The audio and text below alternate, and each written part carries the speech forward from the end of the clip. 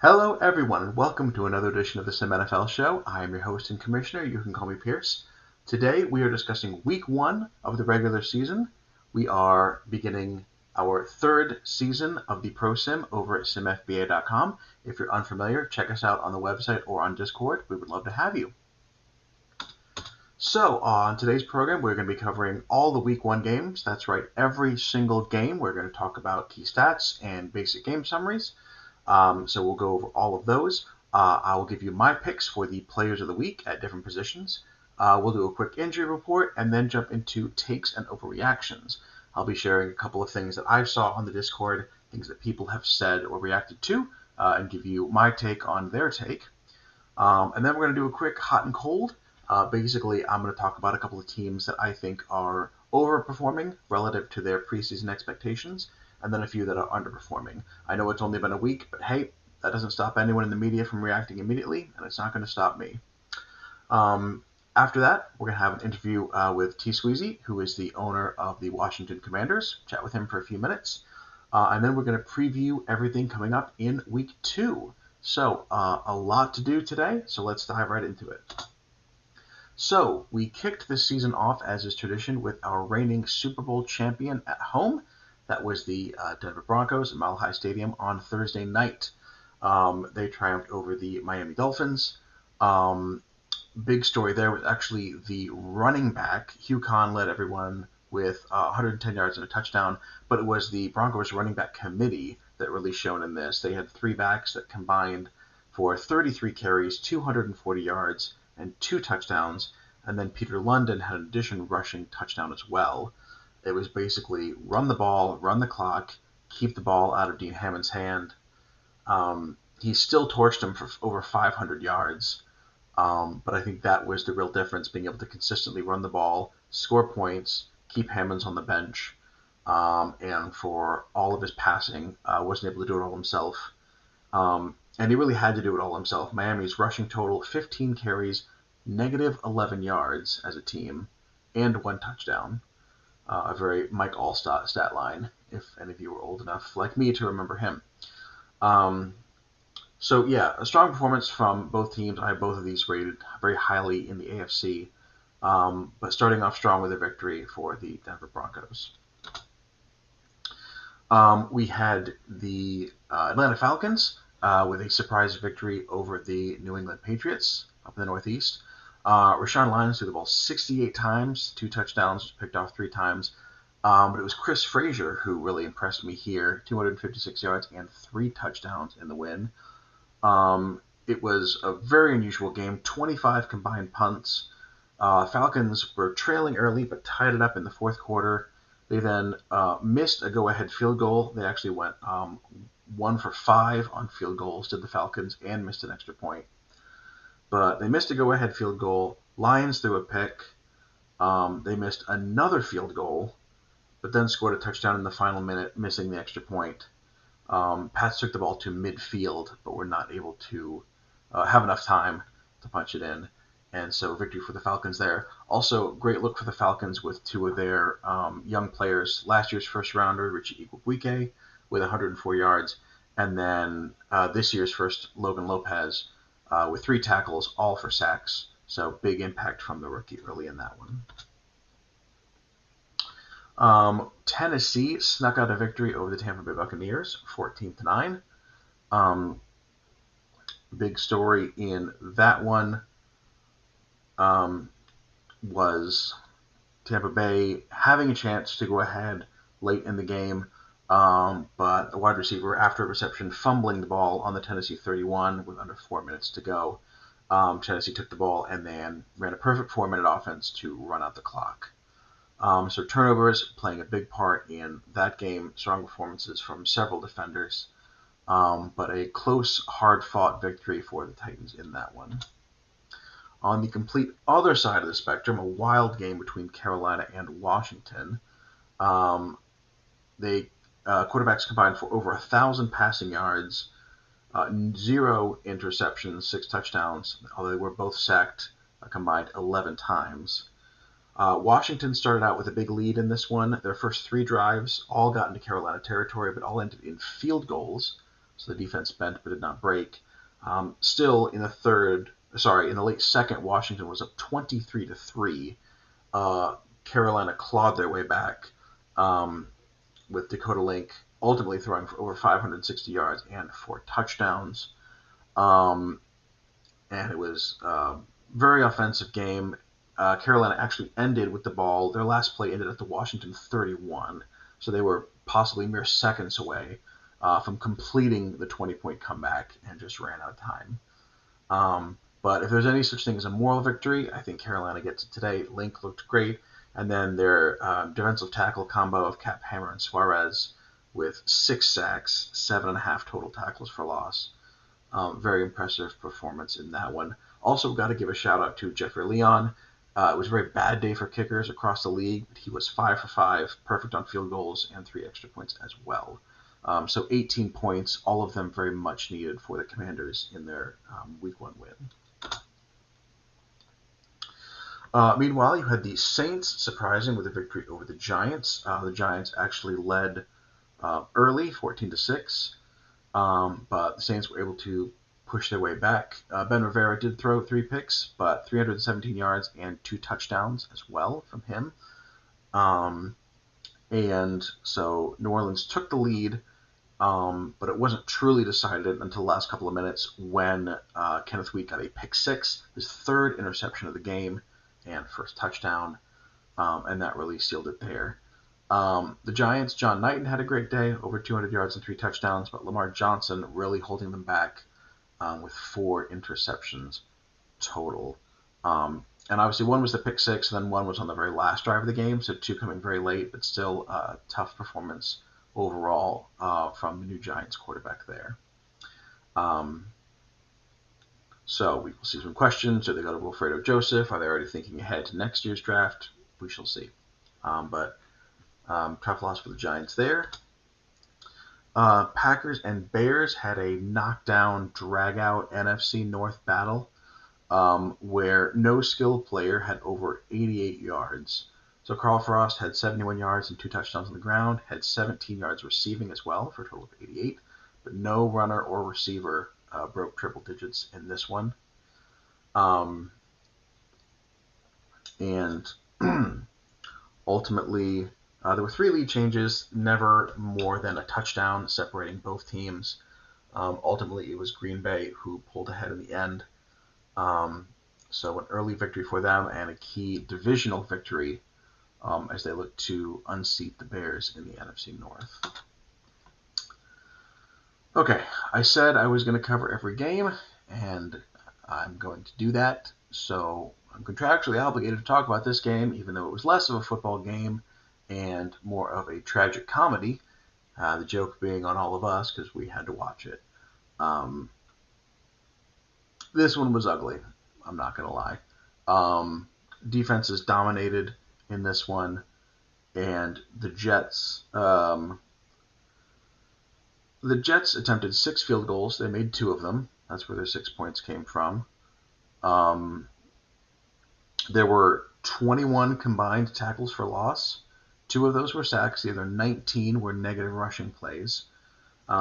Peregrine started off the game well, 9 carries, 38 yards, but then was injured before halftime and did not return. And the Browns could do absolutely nothing until the very last drive of the game. When James Rivera remembered how to pass, he went 5 for 5 on that last drive for 72 yards, ending with a 22-yarder to George Lovejoy, and then a 33-yard touchdown to Mark Lysek with under 30 seconds to go. That inexplicably gave the Browns the win. Like I said, very ugly game. I don't know if the Jets deserved to win the game necessarily with how they played, but I think the Browns definitely deserved to lose it. So they escaped with a victory there, 7-6. The Browns are now 3-0 against the Jets, and this is somehow not the lowest scoring game that these 2 teams have ever played. In the inaugural season, the Browns defeated the Jets 2-0. So, yeah, very interesting things happen when these 2 teams meet on the gridiron. But if you want to talk about some actual football, we can talk about the Rams lighting it up against the Detroit Lions. 49-20 was the final there. Philip Avila, very unusual stat line, 560 yards passing, 6 touchdowns, 5 interceptions. In total, the Rams only had to punt once because they were either ending in the end zone or turning the ball over. Anthony Leary caught 4 of those touchdowns on 20 catches for 363 yards, also added a fumble. Cooper McGuff looked excellent out of the backfield, 4 catches, 111 yards, and a touchdown. And then Michael Frizzelli, got to say, great effort by him. I know the Rams scored 49 points, but he lodged 2 interceptions and he forced a fumble. So credit to him for trying to keep up for the team. Yeah, not much else to say. A lot of passing, a lot of offense. Rams looking very scary out there in the NFC, although turnover is definitely a factor. Ball security, an issue with them, at least in this first week. Also had the Raiders and Bills, 2 teams primed to push for the playoffs in the AFC. Raiders came out victorious in that one. James Hickson, picking up where he left off last year, 469 yards and 3 touchdowns. His favorite target, James Blank, getting 244 of those yards. Michael Tortler looked excellent for the Bills with over 100 yards on 10 carries. Ultimately, the Bills played a very safe game, didn't give up any sacks or any turnovers. Ultimately, we're just not able to keep up with the Raiders. Raiders built up a 24-0 halftime lead and coasted from there. Similar situation, Baltimore having no trouble with Seattle, 31-7. Again, Seattle holding the ball well, not making any major mistakes, making the Ravens work for it.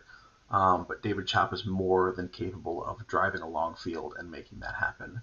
311 yards through the air, 72 yards on the ground, 3 total touchdowns. Stanley Piper adding well over 100 yards as well. Again, took some long drives, took a lot of time in possession, but Ravens able to push forward and win that one. Similar story in Houston with Jacksonville triumphing 29-0. Hiram Moran, 150 yards passing, 77 yards rushing, trying his best to do it all. But just that defense not able to stop Jacksonville. Particularly Ramon Munoz, 169 yards on the ground and 3 touchdowns. Worth noting the Jaguars did start Matt Howard. Remains to be seen if this is something they do for the season, if they're picking and choosing their battles. For when to start Connolly, their established field general, and when to give Howard some snaps. So we will see going forward how that quarterback situation plays out. Dallas had a big victory over the Indianapolis Colts, 49-17. Just absolutely too much for that Colts defense. They scored touchdowns on 5 of their first 6 drives. Jesse Knoll, record performance, 24 of 27. So more touchdowns than he had in completions. And then Bruno Hansen went wild, 125 yards and a couple scores there. Huge victory for the Cowboys, another dangerous-looking team there in the NFC. The Chargers pulled out a victory over the Kansas City Chiefs on the road, 28-14. They held James Carter to under 100 yards, not easy to do, and Miguel Aguilera looked every bit the franchise quarterback, getting to nearly 300 combined yards through the air and on the ground, as well as 2 rushing touchdowns. Chargers rushed for 4 touchdowns as a team, so all of their points coming through the running game, and they sacked Del Pozo 8 times.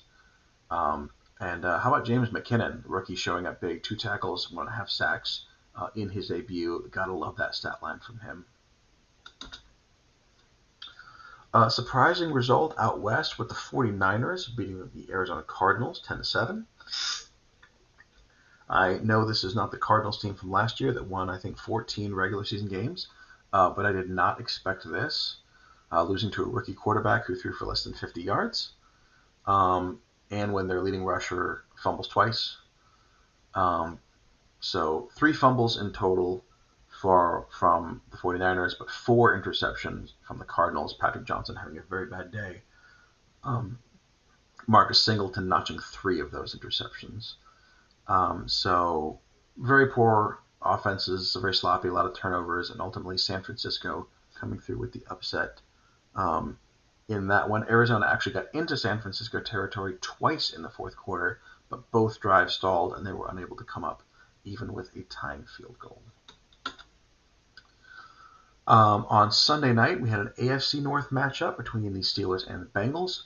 Bengals raced out to a 27-0 lead, put in their backups and coasted from there.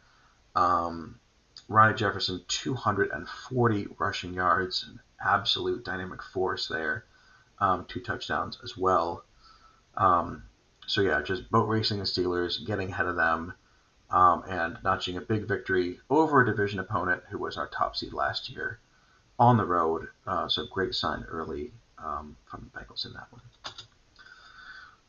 And then finally Monday night, we had the Eagles putting up 40 on the Minnesota Vikings. I was high on the Eagles offense all off season, but I didn't expect their defense to show up like this. 6 sacks of Christian Sinnok and 4 interceptions. So just putting on a full offensive, defensive, special teams, just everything getting it done for the Eagles. As far as the Vikings go, Marcus Searles, second-year defensive tackle, looking good with 3 tackles for loss and a sack. But offense really not able to get it going. And then defense just getting overwhelmed with that pool party, although they did pick him off twice. But Eagles getting the big victory in that one. NFC East looking very deep and very scary so far early in the season. So with all of that covered, here are my pick for the players of the week. That very first one might be controversial. I know there are a lot of quarterbacks that racked up a lot of yards. But there were also, 50, 60 passes and some turnovers. So as far as you talk about efficiency, I don't think you can get better than Jesse Knoll. Again, 24 of 27, 89% completion rating, 5 touchdowns, just about as flawless as you can get in the pros, leading his team to a win. Talked about Ronnie Jefferson of the Bengals with 240 yards on the ground. And then for receivers, no surprise, 2 of the most prolific passing offenses we've seen in the league in the Rams and the Raiders. So Anthony Larry with 20 catches, 363 yards, and then Blank with 244 yards as well, and between them 5 receiving touchdowns. As far as the defense, William May of Tampa Bay, unintentional rhyming there, with 4 tackles for loss and 2 sacks. Cap Hammer, we talked about, one of a very strong duo there in Carolina in the interior of that line. 4.5 tackles for loss and 3 sacks. Frizzelli, with his 2 interceptions and forced fumble, gets the nod for me as well. And then, as I mentioned, Jeffrey Leon with a flawless day, kicking for Washington, putting up 18 points in a very close win over the Carolina Panthers. So those are my picks for the players of the week for week 1. As for the injury report, we talked about David Perrigan going down with a strained triceps. He left the game before halftime, and he will be out for 4 weeks. And then the Colts guard Roger Winnick dislocated his shoulder. He'll be out for 4 weeks as well. So fairly light compared to what we've had in the last couple of weeks, thankfully. These things do happen. And then news from around the league with our hot takes and overreactions. tsweezy, Rams will never throw for sub 500 yards in a game this season. I mean, who am I to disagree? That offense is scary good. Between Avila and receiving backs and wide receivers, they're just absolutely built for the pass. It's going to be tough for any team, even when they know it's coming, to keep up with that. So why not? I'll call that a hot take. Dean of the LA Chargers saying we're winning it all in both leagues. Maybe slow your roll there, Dean, but I will say I was impressed by the Chargers winning a big division game early. I think Miguel Aguilera is a franchise quarterback as a scrambler, doing it all with his arm and his legs. So very impressed with what the Chargers have been able to put together so far. I mean, that's a tough division in the AFC West, and it's a tough conference. So I don't know about getting all the way to the top, but certainly headed in the right direction, which we will talk about in just a minute with our hot and cold. But first, I have one last reaction, which I leave to all of you because this one comes from me. Browns will lose every game where they allow more than 10 points, and at least one where they don't. So let me know what you think of that prediction. Browns defense certainly kept them in the game against the Jets when their offense could not do anything at all um, until the last 2 minutes of the game when they suddenly came alive for a game-winning touchdown. So it certainly seems if the defense doesn't get business done, that the Browns will not be winning too many games. And even if they do, that's no guarantee. But let me know what you think. So now if we go from hot takes to hot teams, I'm going to look at a few teams that I think, as I said, have overperformed relative to their expectations from the preseason. Now, of course, this is only 1 week, only been one game, not counting the preseason, but just based on what I've seen so far, this is who I have. On the hot side, Carolina Panthers really could have folded against the Commanders, down 20 and without their best receiver, Russell Barnes, who was still injured. But they fought hard. They came back. Dakota Link had a great game, and they made it very, very interesting. And I think had that game been just a couple minutes longer, could have even come up with the upset win. So Carolina Panthers, I had them winning the NFC South, but that was more about a lack of competition maybe than anything. So very much impressed me in week one. But also in that division, the Atlanta Falcons, Chris Frazier had a surprisingly good game, and they put together a good victory as a team. So always good to start out the season 1-0, and I'm going to keep my eye on them as the season progresses. We've also got the LA Chargers. As I mentioned, Miguel Aguilera looking very good in his debut. In this season's debut in week one. Always good to get a win on the road against a division opponent, and so credit to him for everything that he does as a dual threat for Los Angeles. And then the Philadelphia Eagles, as I said, I was already pretty strong on the Eagles. I thought they would get better than their 7-10 record, had them making the playoffs.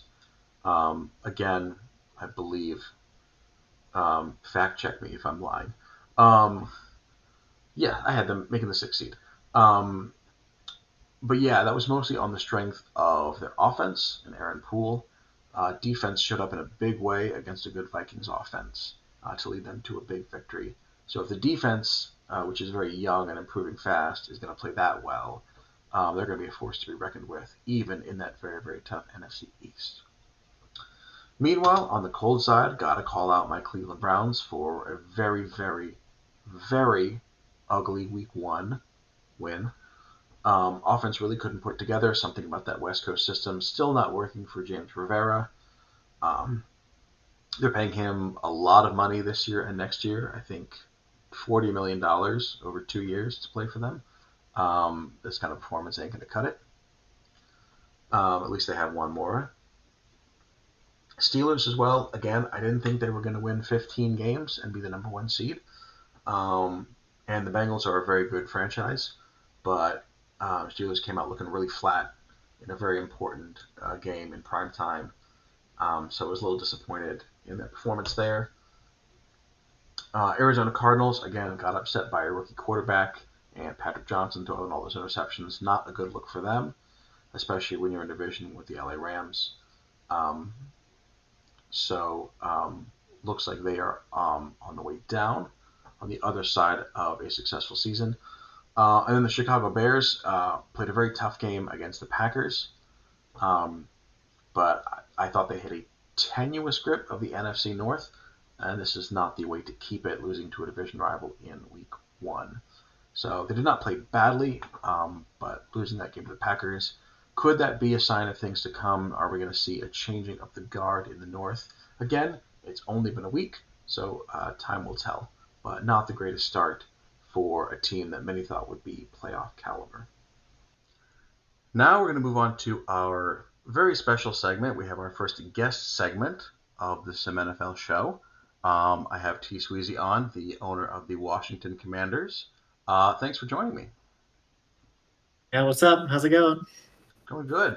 So, we'll start small. How do you feel about your team after that Week 1 game against Carolina? I think things are a little surprising hitting the regular season after preseason. Some of the results were not what I expected based on how teams looked previously. I'm really not sure how much to chalk up to natural variance or game plan changes, since I'm obviously not privy to how much everybody changes week to week. Um, and then a lot of teams didn't play all their starters preseason anyway. Hmm. I'm glad we got a win. I was kind of scared. Carolina's a potent offensive team, even without their second wide receiver. Mm. Um, so win's a win. Good enough. Move on. Yeah, Houston, not to throw any shade, but should be a pseudo bye week this upcoming week. So yeah, yeah. I hear you on a win's a win. I certainly feel that. As far as the Browns go, that was an ugly win, but they all count the same in the win column.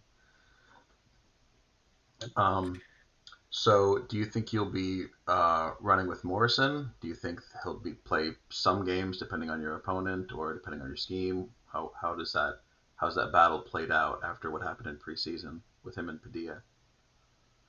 I think it's frustrating because I wanted to play Padilla. I think he's a good quarterback, but the way schemes are set up this season, I think it would be malpractice not to start your pocket quarterback Hmm.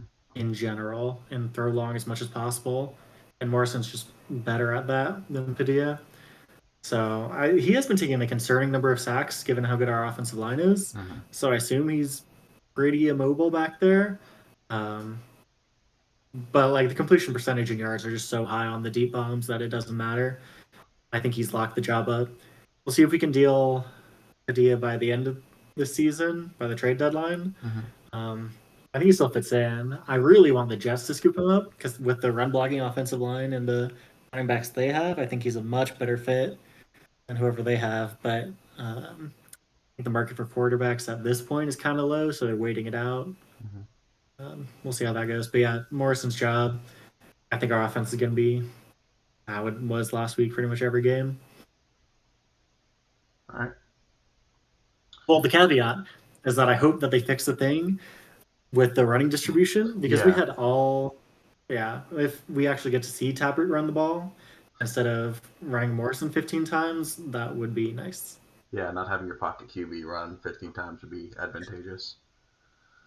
Yeah, I think that'll turn it on a Yeah, little more.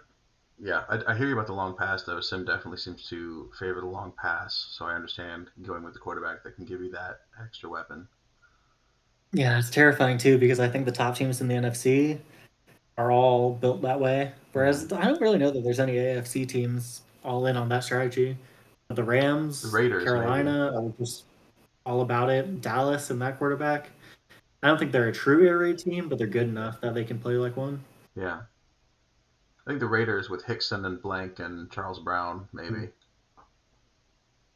Miami, maybe. They threw fewer long passes than I expected them to this past week, but Yeah, we'll see what they do. yeah. How do you feel about your chances in the East? They're talking about Dallas and Philly, both looking impressive this week. I don't know if he's going to watch this, but I don't think Poole is good enough to do anything seriously. I think they'll win some games, but I don't think they're a deep playoff team while he's quarterback. Hmm. I think the Rams are going to might actually win everything. I think they could beat Denver this year, Hmm. which is surprising because I didn't think anybody could beat Denver before the season started. Yeah. Um, I think it's going to be the Rams winning. I think it'll be close. I think Dallas is hurt a little bit by the fact that Noel is not a pocket guy, and I think that makes it plausible to stop. Hmm. But I think it'll be the Rams beating Carolina, and then us and Dallas as the top four in the conference. And I think the Rams take the spot, but I think we'll end up 14-ish wins this year is my hope. I think that'd be good enough. Yeah. Seems like it would be. Um, Yeah, I mean, 14 is not really a low bar, huh? But um, what about the AFC? You think it's Denver won it all as a wild card last year? They actually won fewer games than Denver is, the I Raiders. can't believe Denver lost any games last year. Hmm. The roster is so freaking stacked all the time. They got I can't believe some of the deals people make with them. Hugh Khan for like a fourth rounder or whatever is disgusting. He's so good. Um, I'm really surprised teams don't shop these players publicly before making pulling the trigger on that. But Yeah, I think they take it pretty easily still. I know the Raiders were their kryptonite, but I don't think the Raiders got any better from last year to this year, and I think Denver did. Hmm. I thought Miami had a shot, and they were kind of close this past week. But if that was a top three hardest game for Denver, I think they should be pretty confident. Yeah, I give them I like was pretty high 60% on odds. Miami going into that game, and the fact they lost didn't surprise me, but I thought it would be closer. Yeah, I did too. I mean, they had like some short field goals and some bad turnovers or whatever. I think it could have been within a 10-point game, but yeah, I'd say 60% odds Denver takes the AFC this year. Surprised Cleveland didn't do a little hotter after we played. I thought you guys had it unlocked, but maybe that was the RPO reads all the time.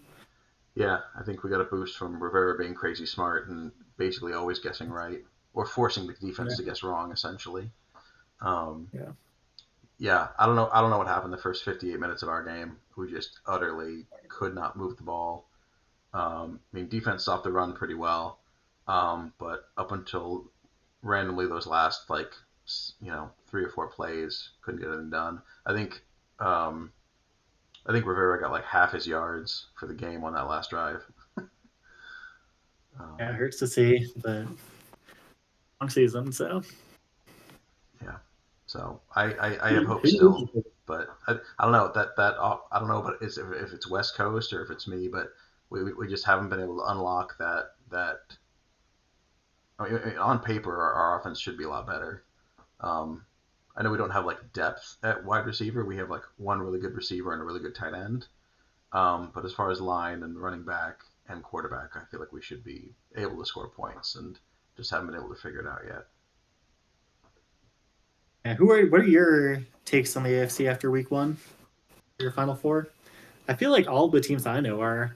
I thought Cleveland would be good. I thought Cincinnati has a shot at top four. Vegas Mm-hmm. and Denver. I don't know who else stands out. Miami, Yeah, I'm kind of holding it. judgment on Miami just because of who they played, but certainly I think Miami, Cincinnati, and Denver, yeah, are probably my big three, which is not exactly a hot take. But and then I think Jacksonville in the South, though I wouldn't. I think especially with Matt Howard, I wouldn't put them on the same caliber as the other three. Yeah, maybe a few years away. Yeah, I was surprised to see they played Howard over Connolly. I mean, not that surprised, I guess. Again, is he a pocket guy? That might be part of it.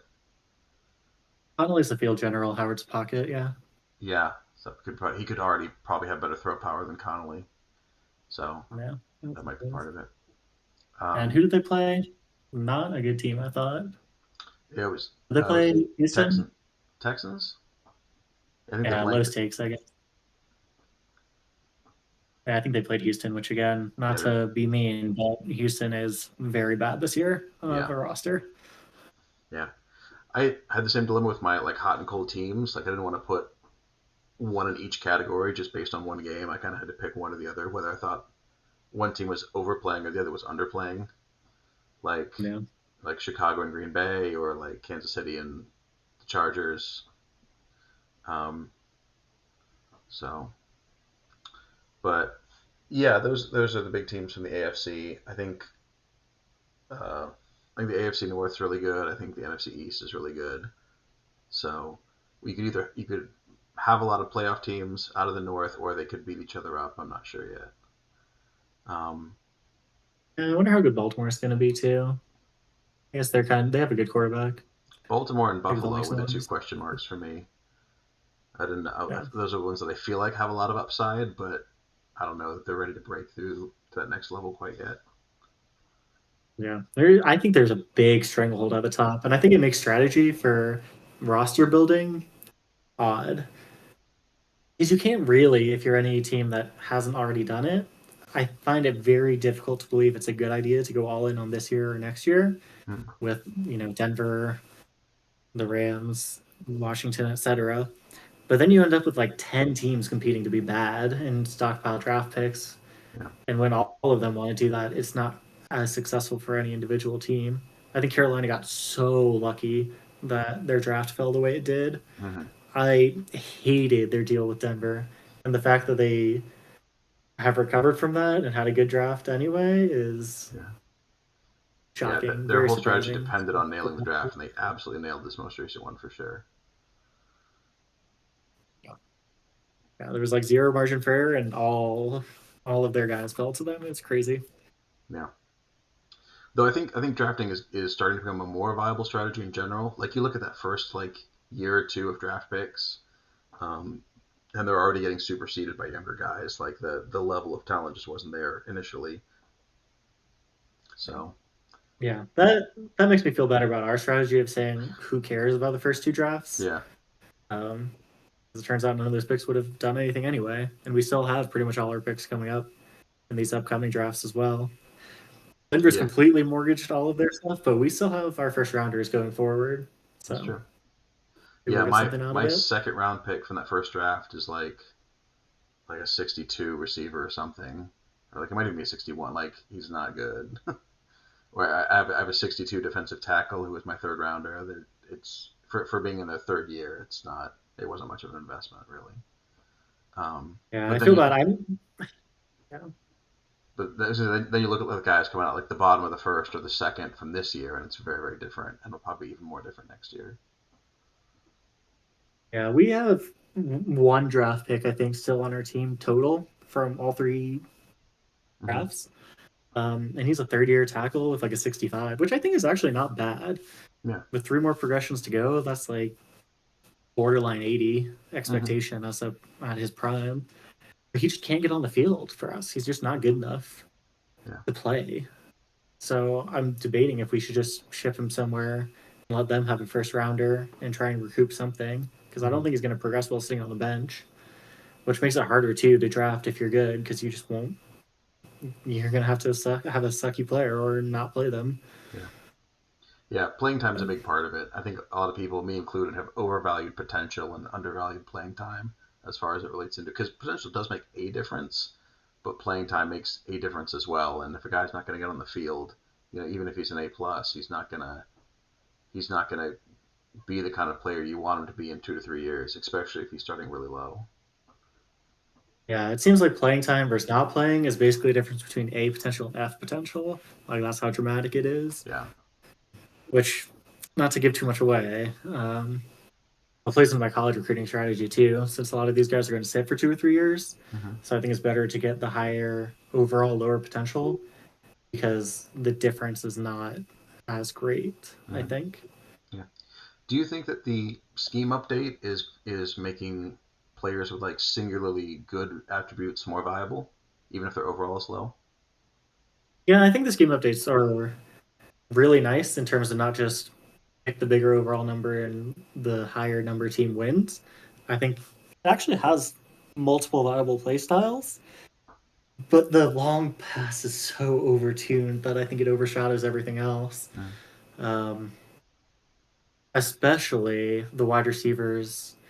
I really want to know if that's true. That long passes only calculate wide receiver speed and not their catching or route running, Mm. because that means you can have just dog water receivers catch like 80% of long passes Mm-hmm. just because they're fast, which, Yeah. yeah, Yeah, and if it's one guy, you can double team him. But when teams have like two or three guys that are 90 plus speed, it's like there's just not enough coverage on the field. yeah, exactly. Um, so I like it in other cases. It's cool for offensive lines, especially that you can gear them. You don't really have to care about their overall. You can just say what's their pass blocking, and Mm. even better if they have a shitty run blocking score, because then their overall is lower, and you can get a less valuable player who's just as good for your scheme. Yeah. And then I think there's some stuff on defense to do that too as well. Um, but yeah, I like that. And I do think that you can play a lot of different styles on offense. Well, it's just that one is so good that it's tough to. It makes it hard kind of too because I think people are going to overcorrect and say, "Oh, we need a pocket passer and speed wide receivers," and then it'll get tuned down, and you'll be stuck with some lesser versions of that are not that great anymore. So I Yeah. think that's the hesitancy with everyone adopting it. I've kind of felt that way about schemes too, about how some schemes are gonna were I think are a lot more popular early. But then I'm curious as to if there's a pushback to people saying, oh, well, everyone's going to run this scheme. Everyone's running, you know, two gap on defense, or everyone's running, um, air raid on offense. So I'm going to try to figure out this defense to counteract that. Um, but if you don't have that build, that's going to be a year or two or three to get to that point, and who knows what's going to happen in the meantime. To your point. Maybe it's like real NFL where everyone cycles to smaller defenses, and then all of a sudden a heavy rush attack starts working. Mm-hmm. So, but I think there's a lot of variety in the middle of the league in terms of what they're running. More so than I expected, to be honest. Yeah, I think that's to the benefit of the league too. That people are trying things that there are different looks that people think are viable. It's good. It's good to see everything getting a look. Yeah. So, And yeah, I mean, you'll just get more information as it comes out. I desperately want to see who's covering who on every play mm, because I know I've harped on it. I know we won, so it sounds kind of bitchy to say this, but I cannot believe that with including our linebackers, five of our back seven are 84 plus guys. All of mm, them have 85 plus speed. We play an air raid centric defense against it. We have everybody matching. We double cover their best guy. We play 90% against the pass, and Link still shreds it. And I have no idea if it's because of who they're matched up against or if the players are just winning one on one battles mm, and the skill of your defense is not, or like the attributes of your defense aren't taken into account because it's a formation issue kind of thing. mm-hmm. I really want to know that. Yeah, I feel that way. And there's a question I think about like tight ends if they're going against linebackers or safeties or corners and how that works out, and then playing it now schemes of how many cornerbacks do you have on the field, and yeah, I think Mm-hmm. I'd be interested in seeing that as well, seeing who matches up on who to figure out exactly how the schemes work. Right, because yeah, and I can never tell if it's like, oh, your safety tackle their wide receiver one. And I'm like, okay, was he matched up against him, or did he like catch up, run him down like Mm-hmm. after a busted play or something? Yeah. Um, Well, and then we're playing around with packages still. We did that a lot in preseason, and I mean, we look bad in preseason. I think people are thinking we're not so good because of that. But we pretty much tried a couple of schemes and a lot of different packages and blitz numbers against a lot of different looks to try and see what was workable or not. cool. But now that the games count, I think we have to dial down how much experimenting we can do. Mm-hmm. Makes sense. Yeah, because nickel versus 4-3 versus 4-4 versus 5 men on the line is could be a dramatic difference, but I Mm, don't know beforehand which way it'll go. sure. So you kind of have to play around, I guess. Yeah. See what sticks. Right. Well, any final thoughts before I let you go today? Thanks for stopping by and sharing your thoughts. Any any yeah, any last thoughts before we let you go? An interesting year. I think we're going to see a couple upsets with some of these things with the new schemes and people playing around a little more. Find something that catches somebody by surprise.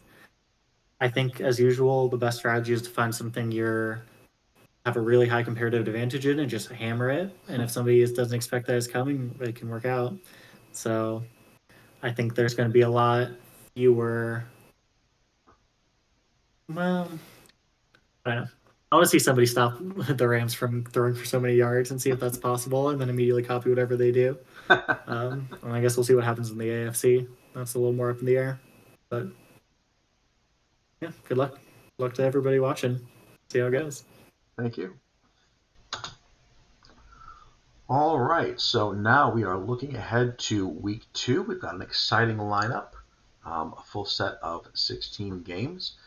Highlights include we'll kick things off Thursday night with Houston traveling to Washington.